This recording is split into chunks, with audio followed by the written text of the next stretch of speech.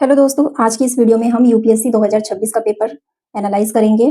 किस प्रकार के क्वेश्चन आए थे और कितने क्वेश्चंस हमें अटेम्प्ट करने चाहिए, किस सब्जेक्ट से कितने क्वेश्चन आए थे और मैंने कितने क्वेश्चन अटेम्प्ट किए, ये सब चीज़ें इस वीडियो में देखेंगे। तो दोस्तों, आपने पेपर तो देख ही लिया होगा। यूट्यूब पे भी बहुत सारी शॉर्ट्स वीडियो इस चीज़ पे बनी हुई है कि पेपर बहुत ज़्यादा टफ आया था। तो हाँ, ये बात सच है कि पेपर बहुत ज़्यादा टफ आया था। जो लोग पीवाईक्यू बेस पे ट्रिकी वे में सोच के गए थे कि हम एलिमिनेट करेंगे, ऐसा एग्जाम में कुछ भी नहीं हुआ।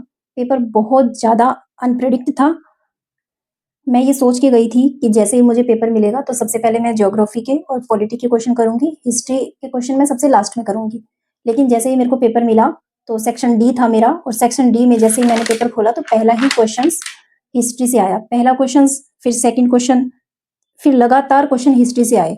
तो फिर मैंने सोचा कि नहीं, चलो पॉलिटी के क्वेश्चंस देखते हैं, क्योंकि पॉलिटी के क्वेश्चन करने से थोड़ा कॉन्फिडेंस बिल्ड होता है। तो फिर मैंने पूरा पेपर देखा, मुझे पॉलिटी के क्वेश्चन नहीं मिले। 3 या 4 क्वेश्चन से ज़्यादा मुझे पॉलिटी के क्वेश्चन नहीं मिले, और जो क्वेश्चन मिले वो भी मतलब उनके पूछने का जो तरीका था वो बिल्कुल चेंज कर दिया था। स्टेटमेंट बेस्ड क्वेश्चन थे। कुल 5 क्वेश्चन पूछे गए थे पॉलिटी से, और जो पूछे गए थे वो भी स्टेटमेंट के अंदर स्टेटमेंट दे रखी थी कि इनमें से कौन सी कितनी स्टेटमेंट सही हो सकती है। उसके बाद ये देखिए क्वेश्चन नंबर 77 और 78, ये पूरी तरह से इथिक्स की केस स्टडी है। अगर यूपीएससी को इथिक्स की केस स्टडी को जीएस में ही, मेंस के पेपर को अगर वो जीएस में ही पूछ रहा है तो कम से कम वो सिलेबस में डिफाइन कर दे कि हाँ, हम जीएस के साथ इथिक्स को पूछेंगे। एटलीस्ट बच्चे अपने माइंड को प्रिपेयर करके तो जाए एग्जाम में कि हाँ, ऐसे क्वेश्चन भी आ सकते हैं।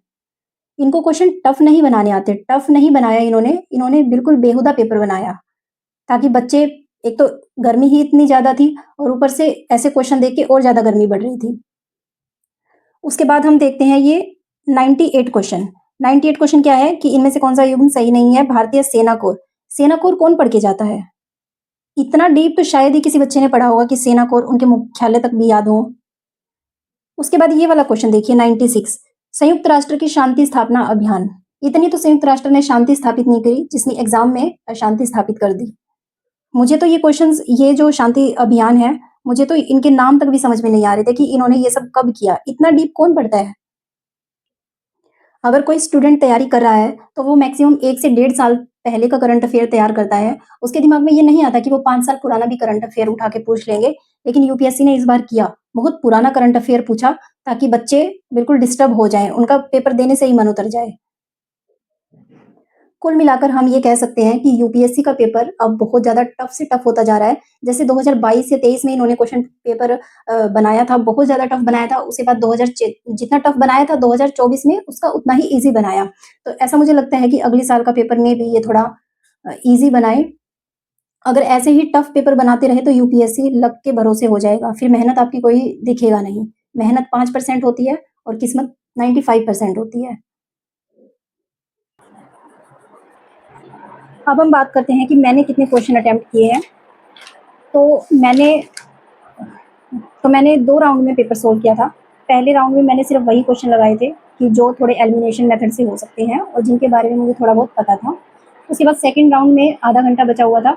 सेकंड राउंड में मैंने जो थोड़ा स्मार्ट गेसिंग से कर सकते हैं वो वाले क्वेश्चन अटेम्प्ट किए थे। तो कुल मिलाकर मैंने 90 क्वेश्चन अटेम्प्ट किए हैं। क्योंकि कम क्वेश्चन अटेम्प्ट करना भी बहुत रिस्की होता है, क्योंकि कम अटेम्प्ट करते हैं तो हमारा मन ही अंदर से सेटिस्फाई नहीं होता है कि हम कट ऑफ में आ पाएंगे या नहीं।